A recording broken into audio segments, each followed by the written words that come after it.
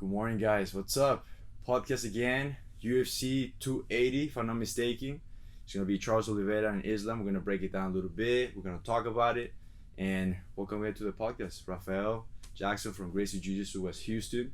We believe that Jiu Jitsu should be taught in a structured way, in a safe way. It should be fun. So let's begin.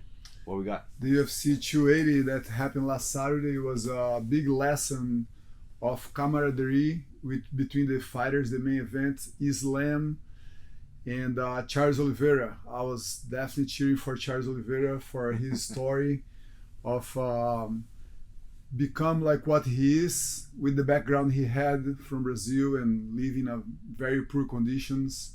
And same with Islam, like hearing them talking about either in the victory or on the loss, that they prepare their whole lives for that moment. That was something that we never think about. We watch these fights and we think like, oh man, this guy doing good, but they've been preparing for that moment for their whole life. And how much respect in between them, that was a very, very beautiful thing to see. And I don't even consider that Charles lost that fight. He lost the fight, but he'll win my appreciation for him even more for the fact that they're like incredible, friendly environment, and that's what martial art always try to keep, and share with the students.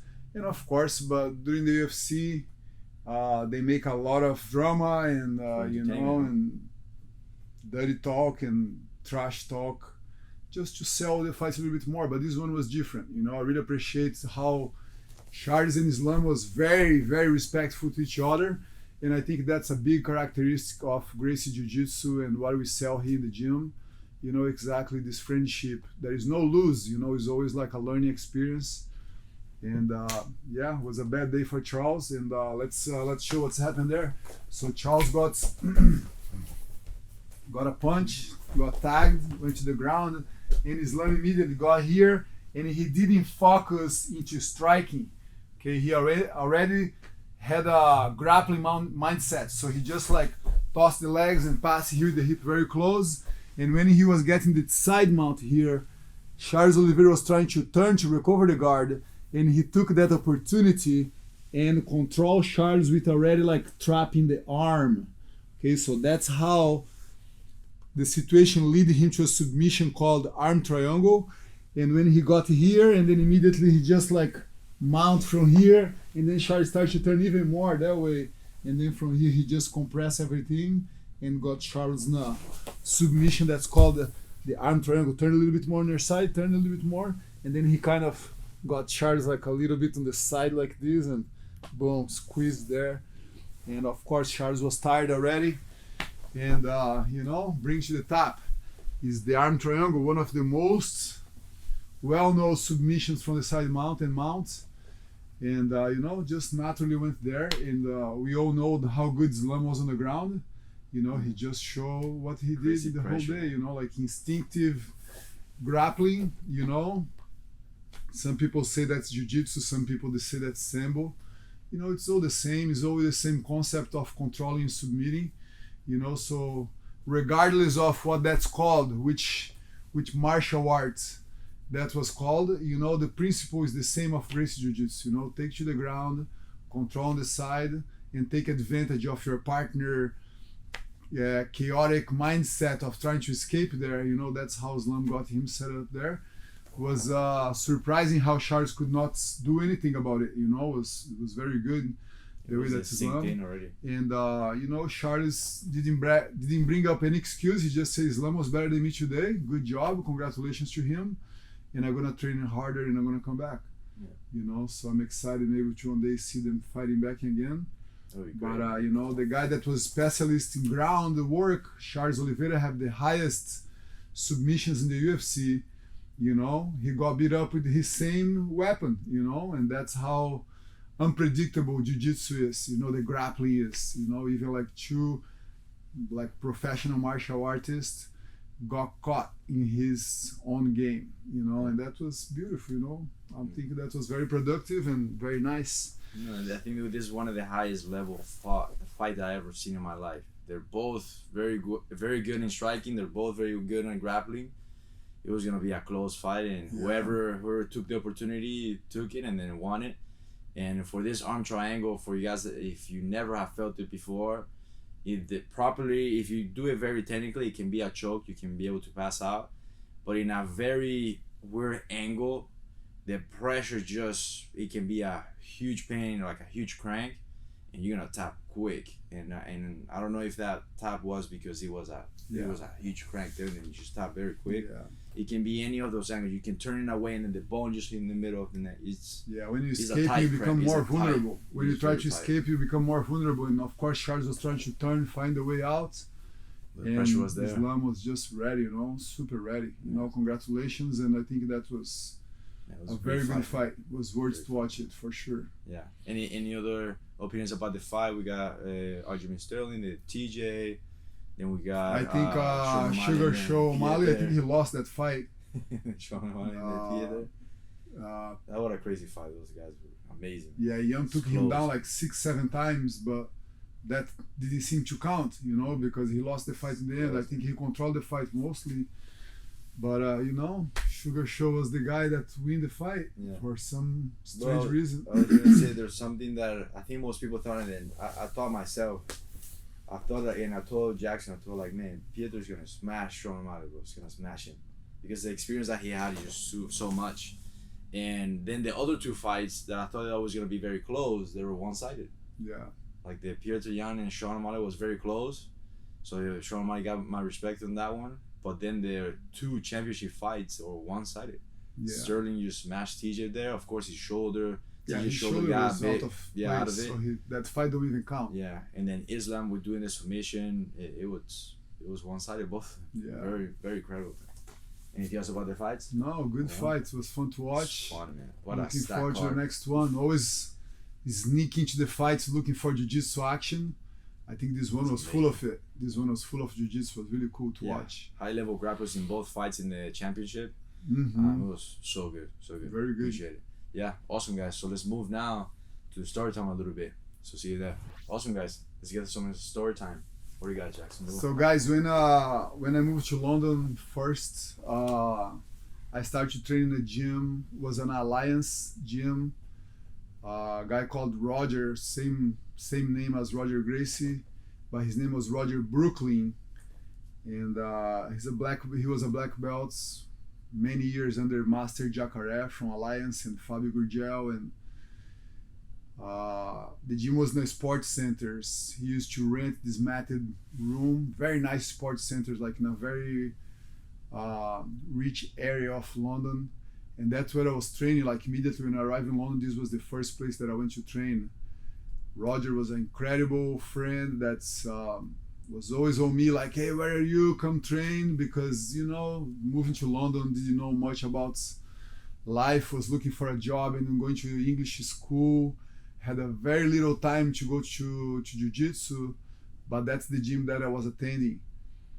And I remember how important it was for me as a blue belt nearby in London, how important those phone calls that Roger was giving to me and say like, hey Jackson, where are you? Come train, man. It's important to have you here. You are one of the only few blue belts you have in the gym, because early 2000s there is not much gyms in London yet, and there is very, very few blue belts around.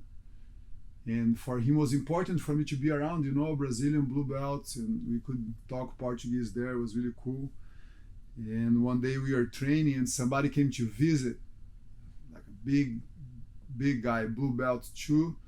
And we are training on the ground, me and him. Roger like immediately put it with him, and we are training. And I passed this guy that was controlling him on the side mount, and he came under me just like this, here.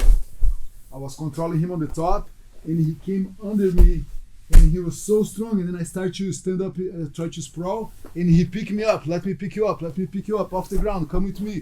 And he picked me up here so much, and he picked me up and he threw me on the wall. Boom! In the wall there is a glass. There is a big, huge glass on the wall where they put pictures and stuff. And when he threw me in the wall, the whole glass broke, like the whole wall, like crashed on the ground. And me and this guy just came back, and then now there is like the whole class stopped. Roger's yelling at me because he thought it was me that did that.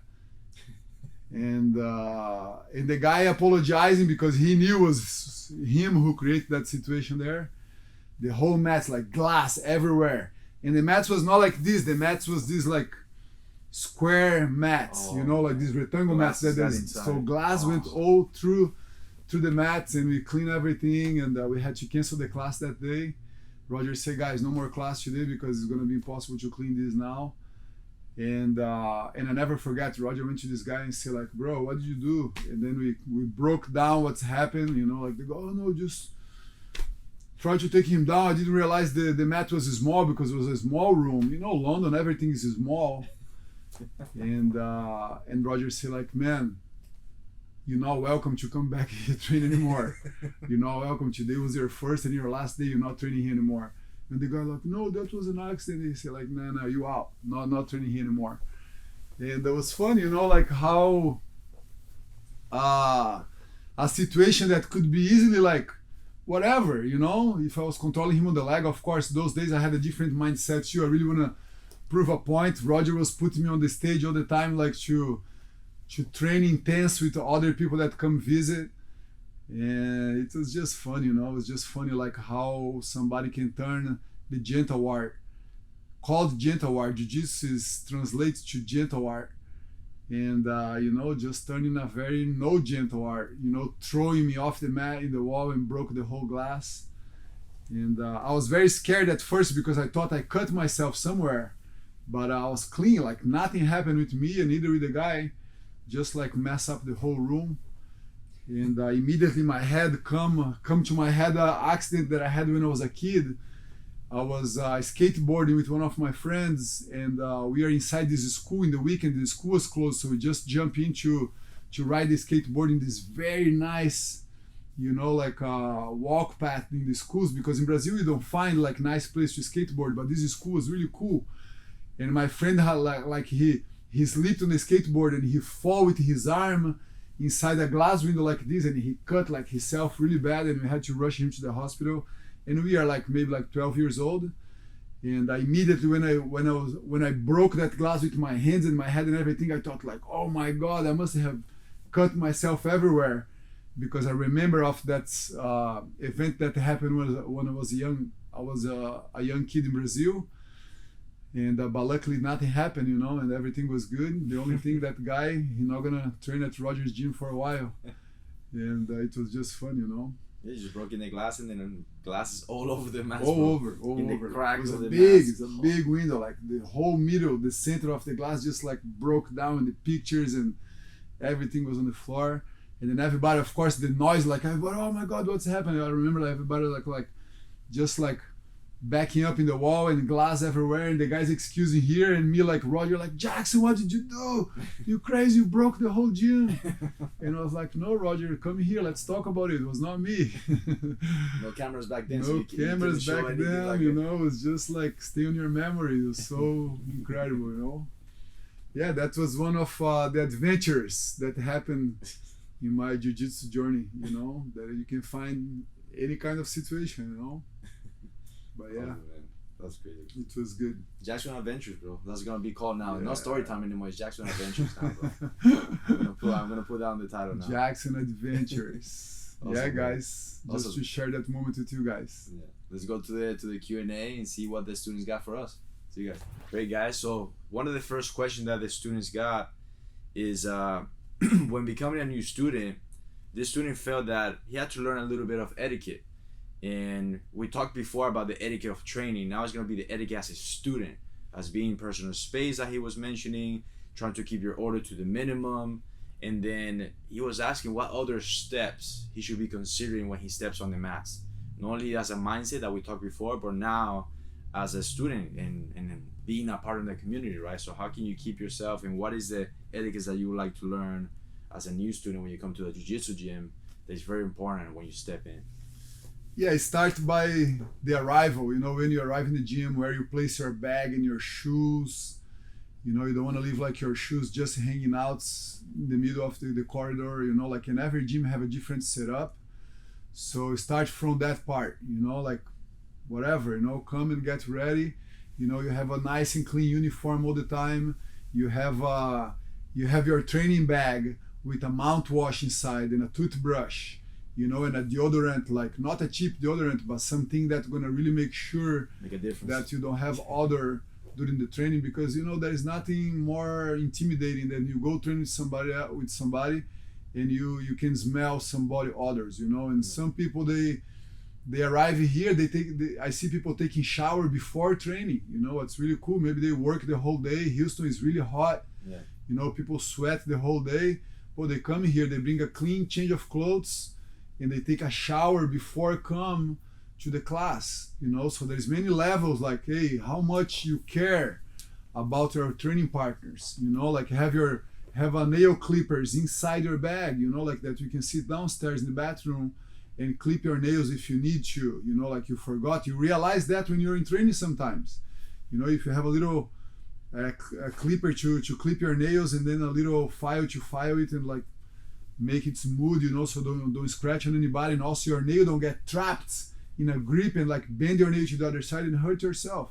Mm-hmm. You know, these are all little things that make a huge difference and gonna turn you in a very pleasant training partner. You know, I had to have this talk many times with students, you know, that people come to me and say like, bah, Jax, I trained that person today and it was kind of hard, you know, the body odor was a little too much. And then how awkward is that for me to come to the students and say like, hey, look, you need to work around that area, you know, and like maybe your breath has not the best today, you know. The students were complaining about it. You know, it's uncomfortable for me, it's uncomfortable for the students, it's uncomfortable for the person. So it's something that's very personal and everybody can take care of, you know, everybody can take care of. You know, I make sure that's, I try to do, I even go to pedicure sometimes, you know, like just to have my foot like looking clean, and you know, and these are all things that you can do, you know, all things that you can do to become like the perfect training partner, the one that everybody want to go with you.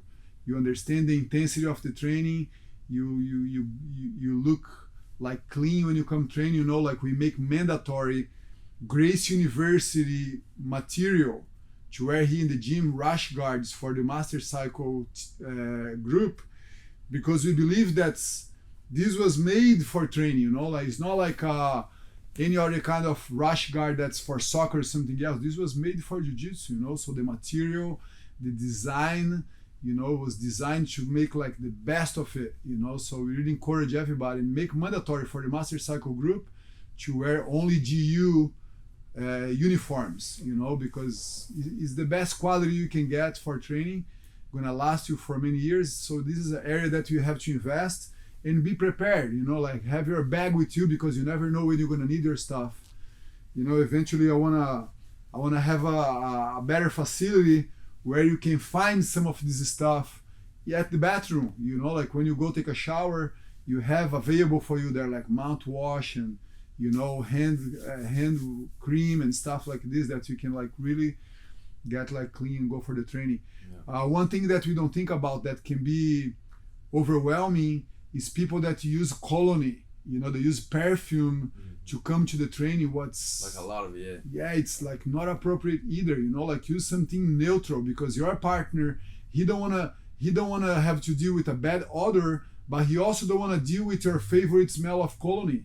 You know, maybe your partner, they are allergic to it, or maybe like they're sensitive to the smell, because you know, like some people, they put a lot of cologne when they walk in the room. Everybody have to smell that person favorite kind of smell, you know. So it's kind of aggressive. And I remember like me back ago when I was young, I used to pass a lot of cologne, and today I see like can be a little aggressive, you know, like to use cologne during training, especially in jiu-jitsu. That's such a contactful sport. You're going to be so close to the person. That's you want to really take care of that, you know. That's something that we try to enforce here as much as we can, but having so much students sometimes is difficult, you know. So guys, watch for that one, you know. This was a great question that somebody brought up, You know, maybe this question come out of a struggle day that they had here one day.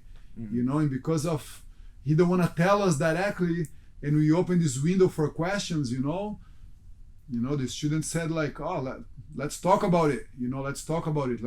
Who knows which kind of experience everybody had here.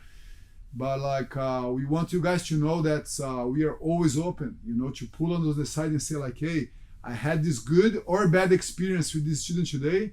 Okay, we will never disclose who the person is. You know, that's like 100% confidential, and make us grow as a business and make us really create the environment that we are looking for. Yeah. No, there's many things, and to complement what Jackson is mentioning at the beginning, just coming into the gym, where you put your stuff, where you get dressed. I know that some gyms don't have the space maybe to get a locker room, but if you maybe are ready for the class and have the uniform ready to go, instead of changing here in the middle of the room, that will be as much appreciated. Putting yourself where it belongs, keep yourself hygiene, self-care and hygiene like to the level that you can, and keep yourself neutral. It's something that is very important, how you present yourself. And a safety tip on that point, on that etiquette too, is like if you have a firearm and you bring a firearm with you to the training, let us know where your bag is. You know, because there is always like kids hanging out of the gym and people hanging out here. If you carry a handgun and you don't want to leave your handgun in the lockers downstairs, let us know. We have many students that do that, and I know who are these students, and I recommend them the best place for them to place their bag when there is a firearm inside. Okay, so that's a safety matter. You know, it's a safety matter that we always try to enforce. I'm even gonna make a locker here that's gonna have a code on it, so you can put your bag inside, and you're gonna have the code, and you can leave your bag safe there. You know, the locker downstairs would be a safe place to keep it, but some people they don't feel comfortable to leave the firearm there. They like to bring with them. Some people are police officers that they have to carry it with them all the time, and law enforcement. You know, so that's another thing that if you qualify for that case, you know, let us know, and we're gonna give you the best instructions. Yeah, especially if you're in Texas, that's why this applies very much to us too. Yeah. Mm-hmm. And for the last thing before we go to the other question, and this will be more of the not only etiquette, hygiene, but it will be more of a social etiquette. Is when you arrive to the mats and you have everything done, please say hi to everybody. Just a little handshake. Yeah, greet everybody nicely. You know, like everybody. During COVID, we encourage everybody to do fist bumps. Yeah, but now morning, I want to go back and encourage everybody to do a nice handshake and say, "Hey, I'm here." You know, and handshake is different than a fist bump. You know, and we are kind of out of this pandemic thing. Yeah. You know, a nice handshake like really make the initiation of a nice bond with friends that you're gonna just spend time with. You know, so arrive at the gym and shake people's hand, and this is something that's like etiquette number one in Brazil. You know, arrive to the gym, you go and shake everybody's hand, and you can even get actually in a real trouble if you don't do that. You know, I've seen people arrive to the gym and don't shake people's hand.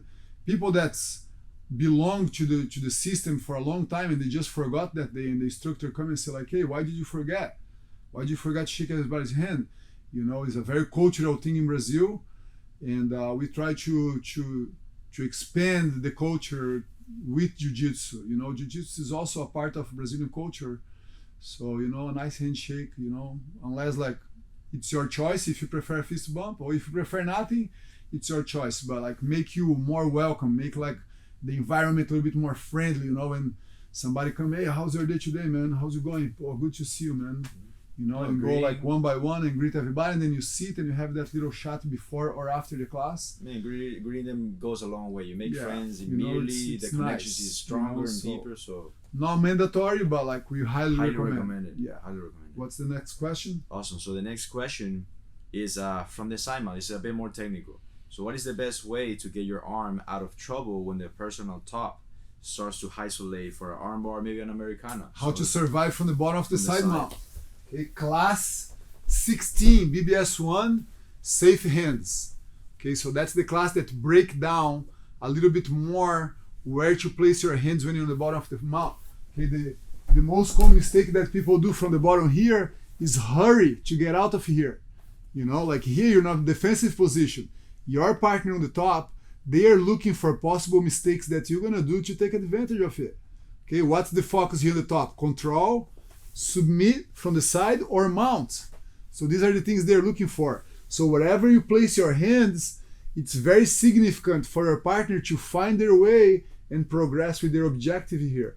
Okay, so everybody know like your hand should be tucky here, but your partner gonna work trying to isolate. So try to scoop my hand that side over there. This is something they wanna do every time, to bring your arm and start to isolate and finally get here. And now this is exposure for me. So when my partner go there and they try to scoop my arm, I should like try to hide my elbow there too.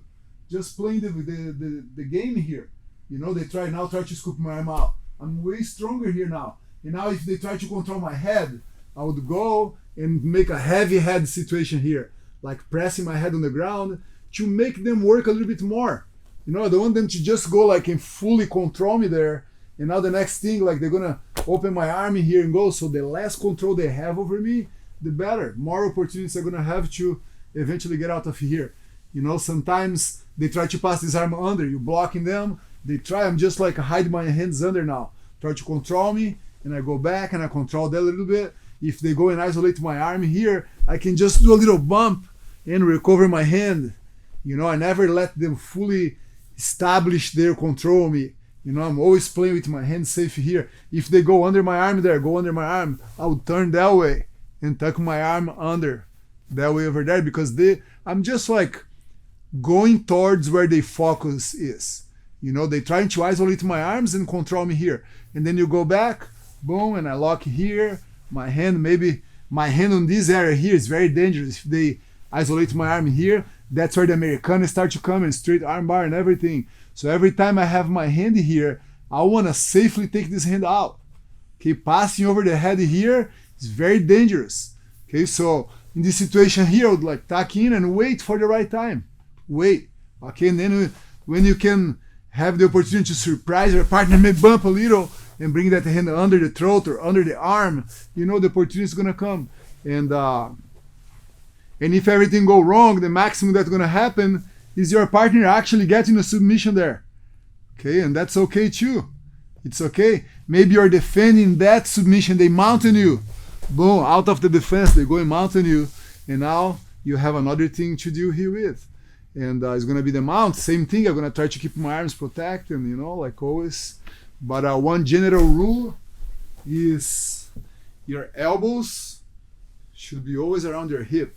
You know, always defend you here. Like the more you keep your elbows close to the hip, even like bottom or the top, these are big fundamentals of Jiu-Jitsu. I always like use an analogy in the class, saying like you have two magnets, one on each elbow and two magnets on the hip. And like they're always pulling the elbows towards the hip, because your elbows is a big part of controlling a movement. So you want to keep them tight. And when you're on the bottom of the side mount, that's apply like very much. Yeah. So, you know, and with some practice, you're going to get better and better at it, you know, but like going crazy, try to escape from there, you're going to burn your gas and you're going to open a lot of opportunities for your partner, for sure. Yeah, one of the defense for the last thing that in my experience happened to me and helped me out to be able to survive and defend a little bit more is notice that Jackson controlled the center of his body. Ideally, on the combats, what we teach on the side mount is that we start the position here and from control. You see, I have chest to chest. That means that the person on top is controlling the center of their body here. But the moment that you notice that Jackson was blocking me here to controlling the head, and now he has the control of the center. Even though I pass the arm to the other side, he still has the control of his center. If that makes sense. You see, he has control of his chest. Like I cannot go comfortably to put my chest on his chest anymore. And I cannot control his head comfortably either. So ideally, I want both my arms under the head and under the arm. But because it's not letting this happen, it makes it very uncomfortable. So he can start as something as simple as, if I have the control of his head, but then he starts to frame me here on the neck, he leaves a little space for his hands to go, because now I'm going to remove the frame and then he goes in. Now I try to go back to where I was, and then he's already out controlling the center.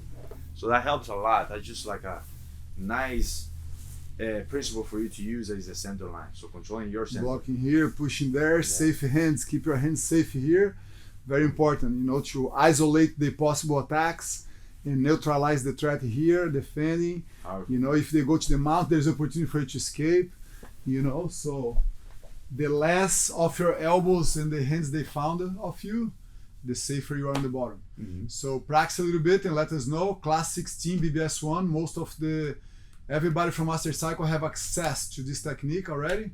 So have a look and let us know how that goes. And if you have more questions about this topic here, let us know. We can always break down around the class for you guys. It's a pleasure. Yeah, awesome, guys. So before we go, we always invite one person that we focus on a little bit on each video. And this time, I think with the holidays coming by, I think it would be great for you to spend your family doing jiu-jitsu in a safe environment, a fun environment. This is something that we're gonna do pretty soon, an event for the parents to come in and hang out with their kids during the class. Because something that is very valuable, and Jackson knows by experience, that talking the same language when your kid loves something as a hobby, jiu-jitsu can be one of them, and they do it together. Jiu-jitsu language, guys. I mean, it's amazing. So guys, go ahead in the link below. There's gonna be for you to schedule your 10-day trial. You can come in, do your class, your kids can do the other class, and then at home you can be able to practice together. Sometimes eventually you can be able to participate in the class as an assistant coach to help and to be involved in the class. It's gonna take a little while after, but you can be in that position if you keep going to class. And you have the link right there to just to schedule the first day, come into class, enjoy as much as you can, pick the membership. That's going to be the second step. And the last step is, after you sign up, everything that we give you, all the access to the lessons that we talked about, is going to be incredible for you to have, and the quality time with the family is going to be even higher. So take advantage of it, and hopefully we can see you soon in the mats. Yeah? Awesome, guys. See you.